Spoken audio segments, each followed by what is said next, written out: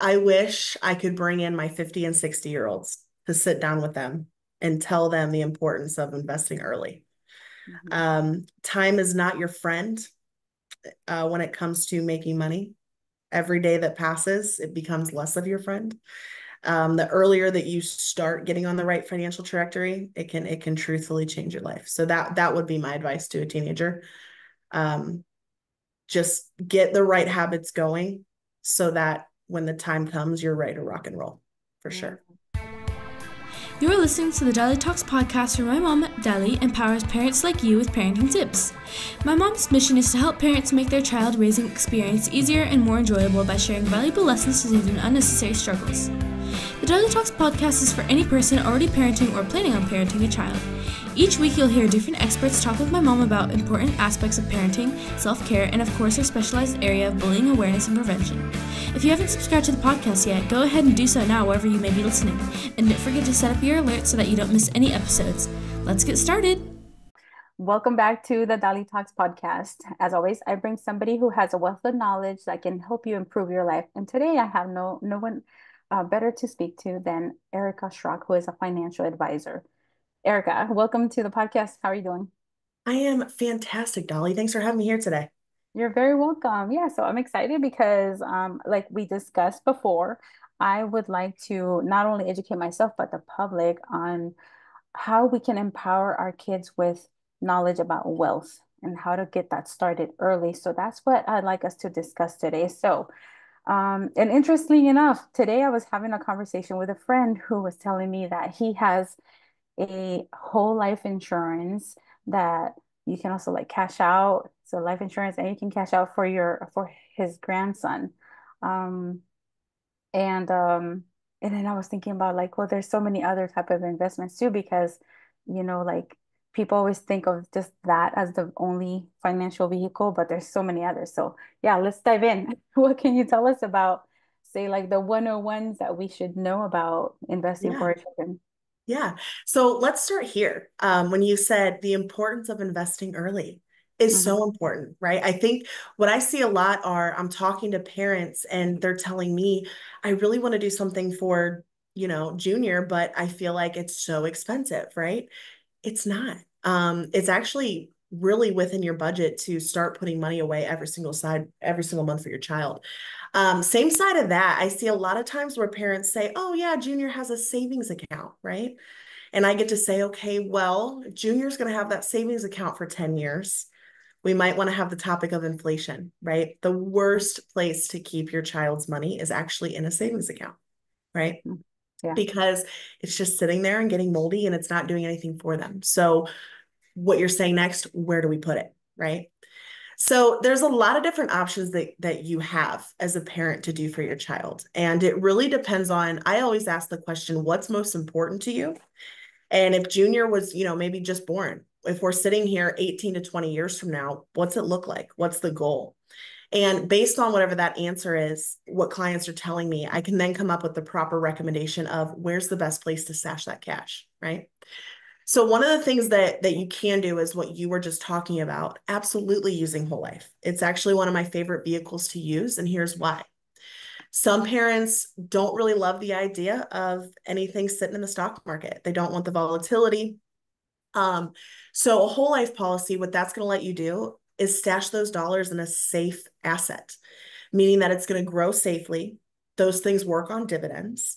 There's actually only 4 companies in the world that I would ever use a plan like this with. So as long as we're in those 4, what you're doing is trying to get the dividends on your cash, stashing it away, letting it grow, safe, right? You take the money out of there. It's a tax-free withdrawal, which is a beautiful thing. Not a lot of places that we can do that with our cash. And it just allows for the flexibility because one, as a parent, that policy is going to let you own the policy until you say it's time to give the money to your child, which to some parents is extremely important. They're like, maybe they're not ready for the money at 21.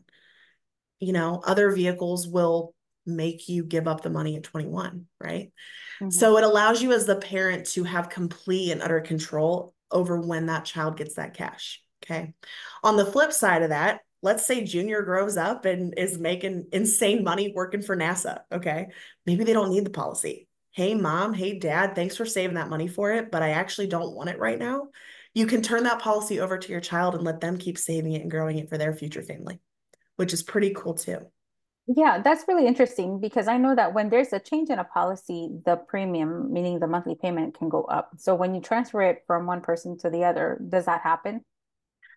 No. So here's how that works. So whatever health rating that your child gets when they apply is the health rating that they lock in for life. Okay. Oh, Now, obviously, they might have a different amount now than they would need when they were, a parent themselves, right? With a mortgage. That's where we're having those different life insurance conversations. But they lock in that health rating. So, two things that are really interesting concepts about the whole life strategy. Not things that we love to talk about, but I think as parents, it's really important that we talk about it. The first one would be what that allows you to do if, God forbid, Junior has something happen in their life, like a sickness, like a cancer or a diabetes, that would make them uninsurable for their future family. As a right. parent, because you lock them into that policy when they were little, they're locked into that same health rating for life. So it allows them to still put coverage on their family when they grow up and have their own, which is pretty cool. Mm-hmm. Flip side of that, the thing that none of us want to talk about, so we're going to hit it and move on. But if, God forbid, anything happened to Junior, that money is still the parents' money to take some time off work and grieve the loss of their baby, which I know we don't want to sit any longer there, but just a fact to touch on, right? So all in all, whole life policies allow for safety and consistency, and just allows you to really kind of predict what your child's going to have at those age that you'd want them to receive the money. And there's no rules on what they use the money for. So it can be down payment on a house. It can be, first car. It can be college funding. It can be, literally whatever that child chooses to do after high school. That's a good place to have a good safety net. Mm-hmm. So then whole life insurance is a vehicle that I guess somehow is determined how much you're going to put into a month based on how much you want it to grow. Is that right? Yeah, absolutely. Okay. All right. Absolutely. Versus, yeah, because I know like the Roth IRA is you determine how much you want to put into it. Yep. So the growth rate is really up to you. Yeah, I mean, okay. absolutely. All Yep. right. So can we dive into that one? Because I know that's probably it feels like to me, and correct me if I'm wrong, but that's probably like the one that most people think about once kids start working, Yeah. teenagers. Yeah. Yeah. So Roth IRAs, pretty self-explanatory. So the money is invested in the market. You can save into it every single month, every single year. The law on that is 7 grand a year. So never more than 7 grand can be placed to a Roth IRA. It is invested in the market. So you have that up, down, left, right cartwheel effect, right? More risk, more reward. Longer it sits there, the more you should, Mhm. equate to. Um, but yeah, the Roth IRA plan is beautiful for taxation. You pay tax on the money you put in today. You're not taxed on the money, when you take it out. And it's just a really good long-term vehicle, for setting your kids up for their future of their success, right? Mhm. So really, as a parent, there's kind of two different directions you can go. Some parents say, I want to get them set up for a trajectory that's gonna, last throughout their lifetime. Okay. Some parents say, my obligation is to set them up from now by the time when they enter the workforce and I'm done, right? Which Yeah. there's nothing wrong with that either.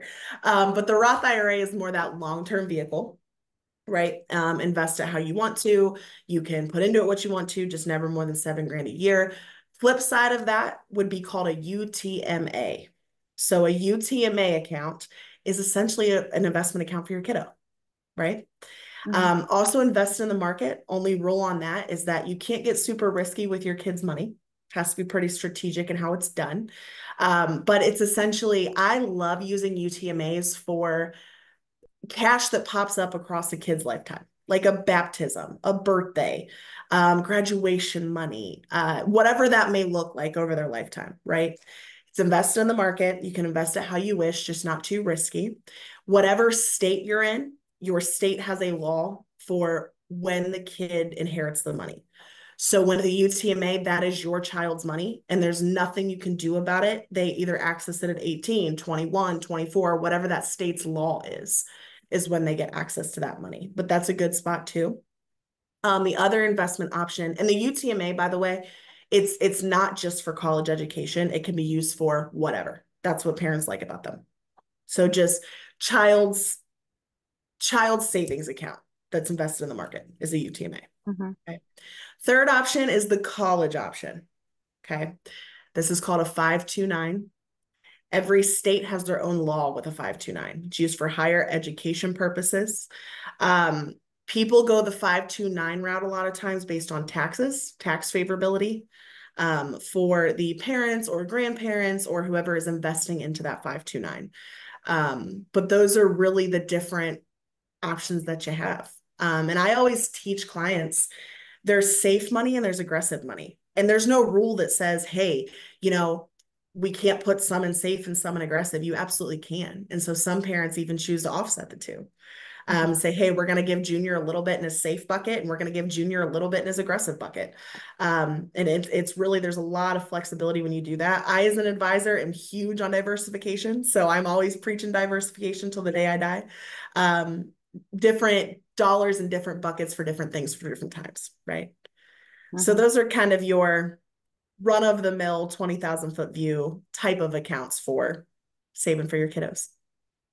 Okay, so you said the 529 is for college. Yep. But and correct me if I'm wrong, but this is what I've heard, that now these 529s are more flexible, as far as if your child decides to suddenly just not go to college or traditional like trade schools, that money can be used towards entrepreneurship, or that you can transfer the money to another child, or you can use it yourself. Is that true? So 529s can only be transferred to another child. If the child Okay. doesn't do higher education, there's some tax penalties that come into play. Okay. So is there any type of vehicle that allows for the money to be used for entrepreneurship or other things aside from traditional school? UTMA. Okay, got it. Yep. And you said UTMAs, the state decides at what Yes. point or what age the kid gets their money. Yep. Okay. And Yep. what are there limitations as far as how much you can put into it? Yes, all states vary. Okay. Now the Roth, you Mhm. said it's $7,000 a year, Mhm. the max, right? But Yep. can you have more than one Roth? Hard question to answer on a podcast because I have so many different audiences. Okay. The answer to that comes down to everybody's specific plan or Mm, world, if you will, mhm, financial world. For mhm, some people, that answer will be yes. For some, those will be no. Just taxation rules and states that they're in and tax law harvesting. There's a lot that plays into that answer, but sometimes yes and sometimes no. Oh, interesting. Mhm. What about because all of these are what they call custodial accounts, right? Absolutely. Yep. So then once a child turns 18, as a parent, what do I have to do to make sure that they can like just carry on with this account? Yeah. So perfect world scenario. And funny you bring this up. It's probably my favorite part of my career Hmm. is I get to work with the parents for a set amount of time. Hmm. And then when that child turns 18, I get to work with them too. So I call it legacy continuation. Hmm. So it's like, okay, Junior's 18, maybe there's just throwing a number out there. There's $1 million in that account. The hopes would be that Junior would continue to work with the $1 million and make more on it, right? Hmm. Answering questions like, what are we doing with your Roth? What are we doing with other investment accounts? But taking that 1 million and continuing to really build that child's legacy as that child begins to build his or her legacy, Hmm. right? And then their kids come along, and I get to set up UTMAs for their kids, and it's just a really beautiful transition. I love generational wealth. That's a huge passion of mine.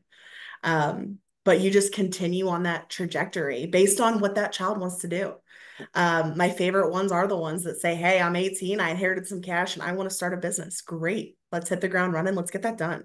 But just whatever that child wants to do based on their goals and their dreams, what that parent did was allow them to kickstart their dreams really Hmm. beautifully. So yeah, just a So lot of generational planning. can you give us some examples of what you can do with the Roth? Because I know like for traditional like 401ks, which is another version of a Roth, right? Kind of. Or So is a it? 401k is offered through your employer. Hmm. Okay. Usually the advice on a 401k is not to put in more than what your company matches. Take your free money and run. Hmm. Everything outside of it for your own financial plan, we want to offset that with either a traditional IRA or a Roth IRA. Again, just tax rules. Everybody's different on this one where it needs to go. But Roth IRA rules as of 2024, $7,000 a year for anybody who makes up to 146,000. Okay. Okay. Above 146,000, there's some tax things that come into play and those kind of sorts. Money is locked up till you're 59 and a half. There are certain rules within a Roth IRA where you can access the money without that 10% penalty tax. So those with things like medical emergency. There's some home stuff in there, purchase of a first home. But again, that's all more accountant side than it is financial advisor side.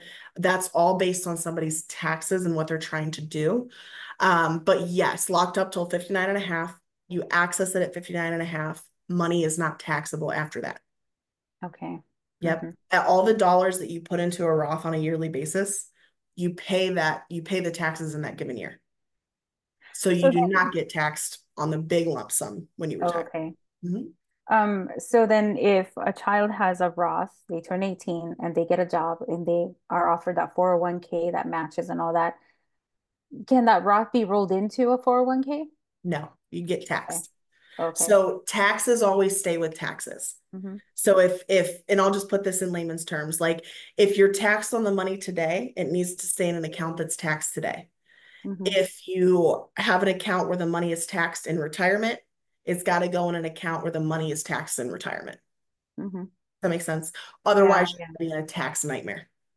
Yeah. Yep.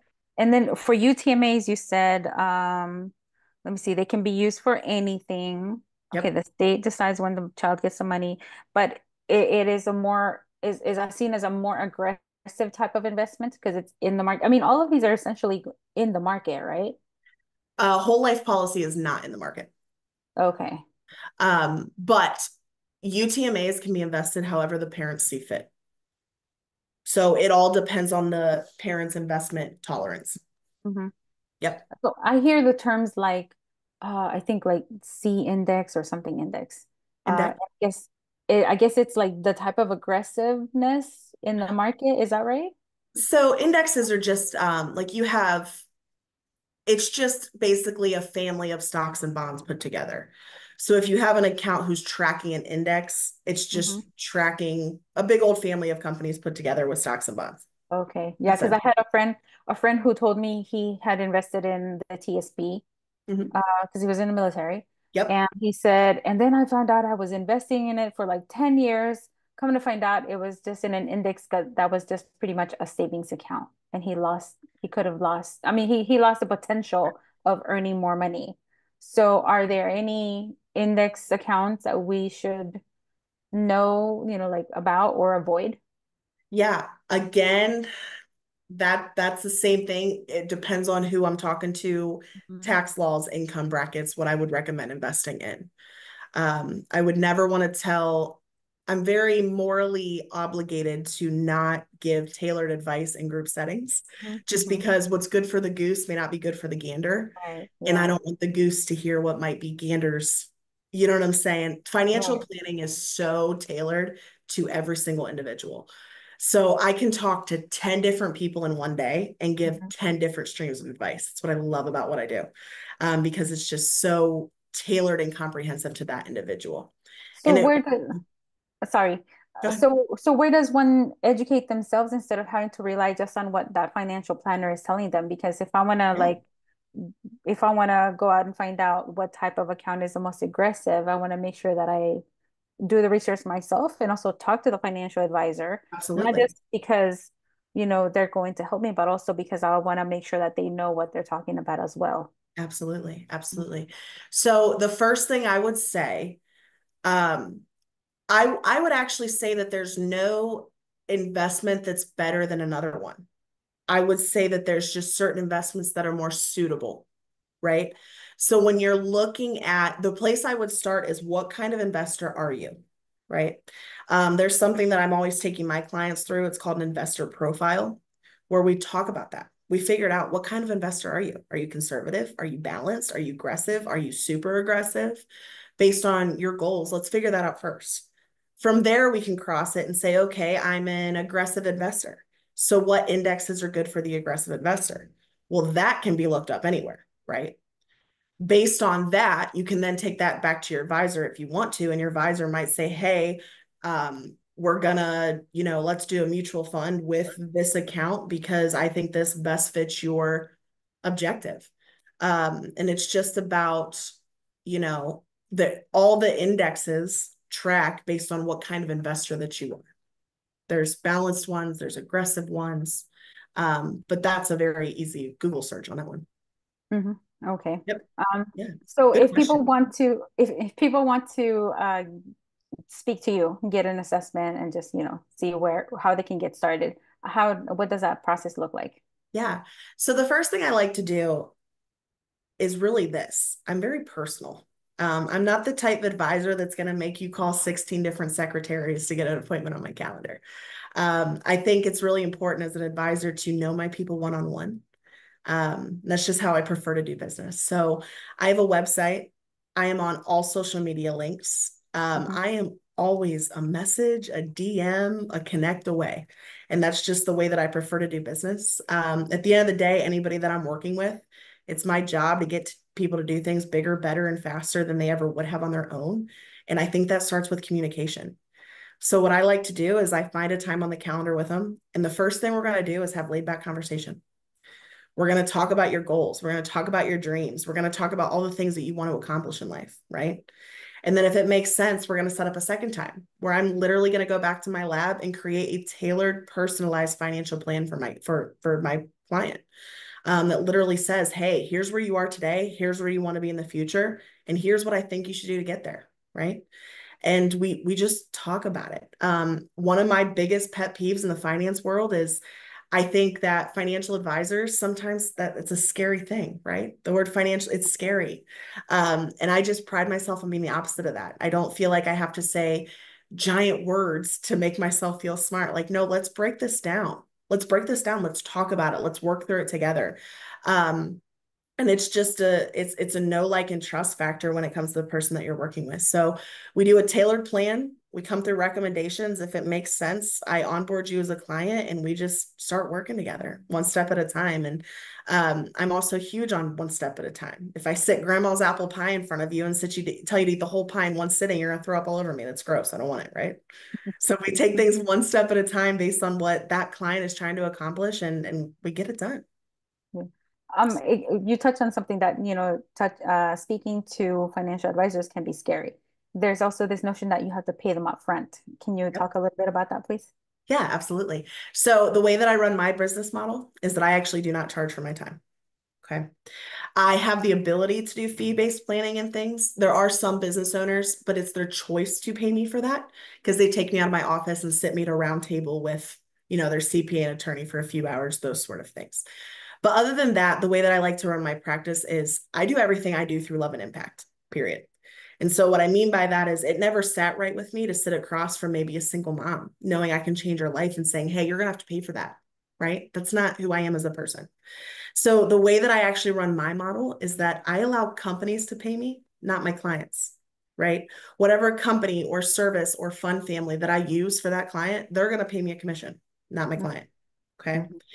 How I'm able to do that is I run my whole practice off word of mouth, which I talk to all my clients about, and it also keeps me to a standard because why would anybody ever refer somebody that wasn't doing a good job?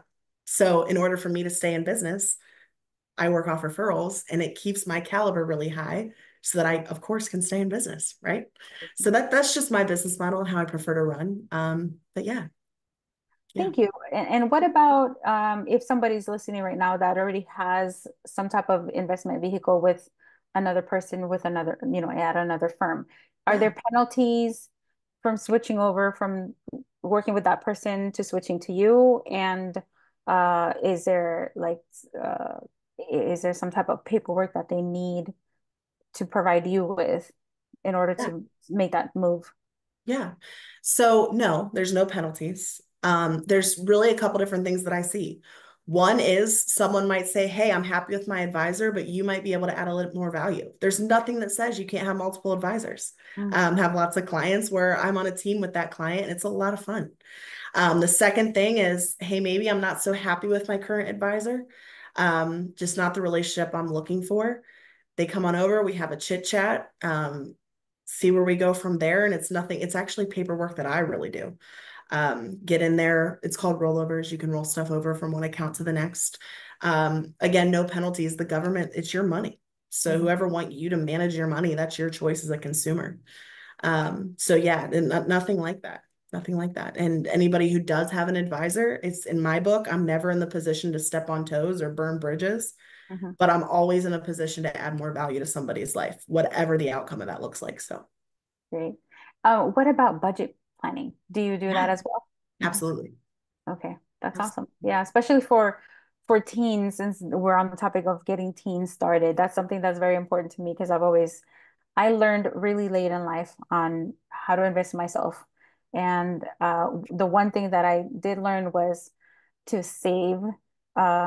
And I kind of wish that I would have learned to be more aggressive with savings, at least, since I was not into the investing part. Yeah. Um, and so, like having a professional sit down with a teenager, and it is so different than a parent saying, "You gotta save your money," Yeah. because my Yeah. own kids have done that to me. And then they sat down with a financial advisor, and suddenly they were like, "Oh my gosh, I have to put more into my Roth IRA." I'm like, "That's what I've been saying," Yeah. you know. So yeah, and also like the budget, there's also this mentality of a budget is restricting. And I always tell my kids, like, to me, it has been so liberating. Like once I started that habit of doing that. But of course, I'm mom. I can't say that. But if Erica says it to my child, she'll probably come back and be like, oh my God, well, Erica told me this, you know? Yeah, absolutely. Yeah. I get that. That's awesome. Are there any pieces of advice that you would say right now, Erica, to a teenager who is very adamant about letting go of their money? Because, a lot of them are like, but I'm only making this money, this much because I'm working at, I don't know, Pizza Hut or wherever. Yeah. So yeah, Yeah. what words would you say to them? I wish I could bring in my 50 and 60-year-olds to sit down with them and tell them the importance of investing early. Mhm. Time is not your friend when it comes to making money. Every day that passes, it becomes less of your friend. The earlier that you start getting on the right financial trajectory, it can truthfully change your life. So that would be my advice to a teenager. Um, just get the right habits going so that when the time comes, you're ready to rock and roll for Mm. sure. And Wow. listen to your parents. Yes, thank you, Erica. I appreciate that one.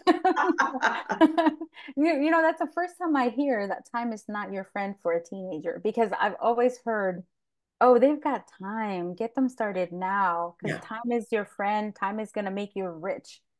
But I guess that's true if you start early. Yeah. Um, yeah, but yeah, thank you so much. I really appreciate that. You're Uh, welcome. what about advice to parents that don't believe in investing? Because especially like in the Latino community, we're always like, I don't know, is this a hoax? There's Yeah. a lot of that mentality. It's Yeah. like, is it really? Because, these one percenters, they know how to, Yeah. So sorry, give me just No, a sec. you're good. So my advice to that, all right. My advice to that is I would say there are vehicles that remain safe, right? And again, there's different types of comfortability levels with investing. There's conservative investors, there's balanced investors, there's aggressive investors, right? It all really comes down to what you want to accomplish. However, there is a strategic and planning way to invest your capital. I think sometimes people look at like Wolf of Wall Street, where they're like, oh, we're going to dump this money in and it's a giant gamble and we might lose all of our money. That's playing in the stock market. That's a lot of day trading. That's not what I do. Mine's planning. So if I know that client one is here today and here's where she wants to be tomorrow, I can go back to the software that I have, and my software can come up with a plan. If we do X, Y, and Z, here's what will happen, right? So there's a way to invest your money and be smart and mindful about it. It's not the same thing as gambling in the stock market. Those are two kind of different things. Hopefully that answers your question. Yeah, Okay. definitely. Thank you Okay. so much. Yeah, and I'm glad that you said that, because I think that most people do have that mentality of investment. They think of Wolf of Wall Street, like that aggressive, like you have to have like $250,000 minimum to invest in this stock or to buy a stock, or like, Yeah. people are always like, oh, I wish I could buy into Tesla. And then, Yeah. you can't just do that when you don't have those big bucks. Yeah. Um, and this makes a big difference. And I know that I've learned a lot through my own financial investor, and of course for you and other people. But there's so much to learn, and there's always, I've noticed people teach it so different, that it's really important that you just just get out there and get the information. And that's the whole point of like having you come on here, because you teach it in a different way. You have a different view of it, and your how you go about it. And I want people to have that opportunity to learn about you. Hopefully they'll call you as well, even if it's just to kind of dabble, because I know some people are kind of scared, or they might think that they don't have enough money, or they might be embarrassed because they think that they don't have enough money to put into any type of investment. But hopefully they'll call you and they'll see that, hey, there everybody has something. Like everybody can give up their pumpkin spice latte that they buy weekly or every day, and put that into an account. Because I always tell my girls, like, putting something into your investment account is better than nothing at all. Yeah. And gosh, again, I wish I would have started investing in myself when I was really, really young. But hey, it's never too late. Exactly. One more Exactly. time, could you please tell us one more time where people can find you? Yeah, absolutely. So first name, last name on all social media sites. Simple as that. I'll pop right up. Feel free to give me a follow, connect with me, send me a DM. Would love to chit chat, learn more about your world. Through all my social medias, my website will be right there for you too. You can click on that, read a little bit about me, get to know me a little bit more, and I hopefully get to know a little bit more about all of you as well. Great. Thank you. So Erica Schrock on Instagram, Facebook, everywhere. No period, nothing in there. Just There's Erica some Schrock. underscores, but I'll pop right up. Okay, great. Okay, great. Erica, thank you so much for your time. I really appreciate it. I would love to invite you to come back and discuss a different topic in finance, because I think there's so much that people can learn. But we'll discuss that behind the scenes. Sounds good. Thank you Yeah, so much, Dali. It's been great today. likewise. Bye-bye. I hope that you took a lot of information away from this conversation. I would like to have Erica back, but I want to know, what topic do you want to hear about within finances? There's so much. We spoke today about the 529s, the UTMAs, the Roth IRA, the life insurance, whole life insurance.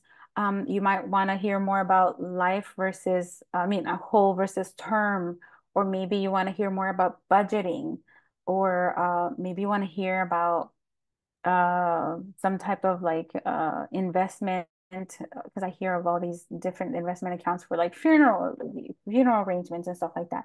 So let me know. Let me know in the comments. You can also email me, dali@dalitalks.com, and just use the headline or the subject line, financial topics. We would love to hear from you, because we want to continue these conversations about finances and investments, so that you can learn. So again, as always, thank you so much for tuning in. Don't forget to leave a review. And of course, I guess you'll hear from me next week. Bye-bye. Hey, did you like that episode? If you did, be sure to subscribe to this podcast wherever you may be listening and write a review. If you want more tips or some behind-the-scenes videos, make sure to follow my mom at DaliTalks on Instagram.